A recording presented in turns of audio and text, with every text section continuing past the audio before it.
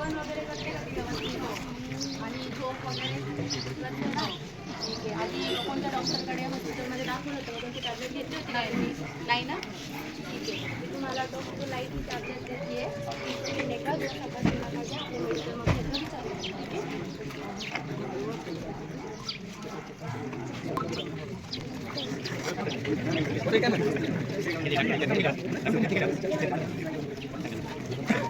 तर आताच आपण बघितलं की सोनूला मळमळ, उलट्या, डोकेदुखी हा त्रास होऊ लागला होता. त्यामुळे ती खेडेगावातल्या दवाखान्यामध्ये जाते, पण तिला तिथे आराम न पडल्यामुळे ती पुन्हा शहरातल्या दवाखान्यात जाते. तर बघूया आता 3 दिवसानंतर पण तिला आराम पडतो की नाही पडतो.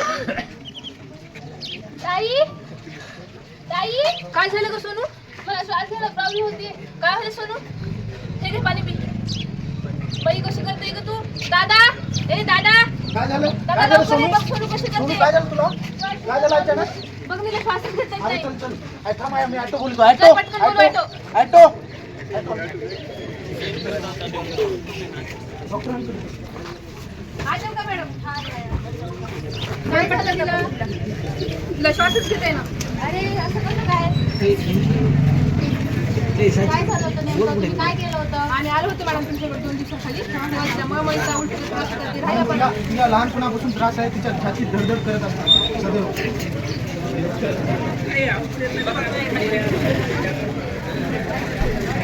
कधीपासून आहे हा त्रास? आता सकाळपासूनच आहे. आज सकाळपासून झाला का? आणि आधी कधीपासून होता? नेहमी असं होत असते. तिच्या लहानपणापासून छातीत धडधड करत असते. काय होणार तर नाही ना मॅडम?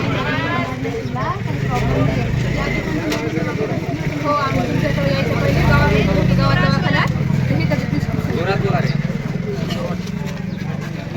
आणि मी दिलं दोन्ही पण आहे का? तुम्ही मला सांगितलं नाही की मी आधी विचारलं होतं तुम्हाला की तुम्ही कोणत्या हॉस्पिटलला गेलाय का, कोणती टॅबलेट घेतली का, तुम्ही काहीच बोलला नाही. मॅडम त्या गावातल्या गोळ्याने काही फरकच पडला नव्हता म्हणून आम्ही तुम्हाला काही बोललो नाही. पण तुम्ही सांगायला पाहिजे होतं ना, मी विचारलं होतं तुम्हाला. असं नाही करायचं. आता हे बघा, मी जी टॅबलेट दिली होती, मी जी गोळी दिली आणि त्या सरांनी जी दिली त्यामध्ये 2 वेगवेगळ्या गोळ्या होत्या आणि त्या गोळ्यामुळे तिला नाही का रिॲक्शन झाली. बापरे, काय झालं?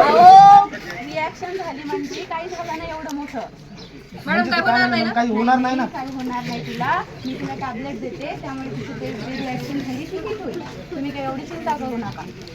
नाही मॅडम, तिला लहानपणापासूनच असा त्रास नाही, होतो. तिला ते ॲडवर्स ड्रग रिॲक्शन झाली आहे. त्याच्यानं काही होणार तर नाही ना मॅडम? काही होणार नाही. मी ती बघते, मी दिली टॅबलेट, आता चेक पण केलं, व्यवस्थित होईल.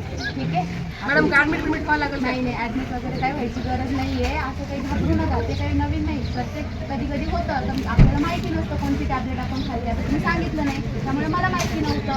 तर असं नाही करायचं, हे लक्ष ठेवा नेहमी. ठीक आहे?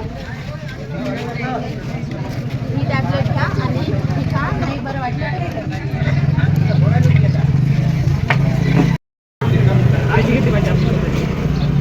तर होणार नाही ना भाऊ.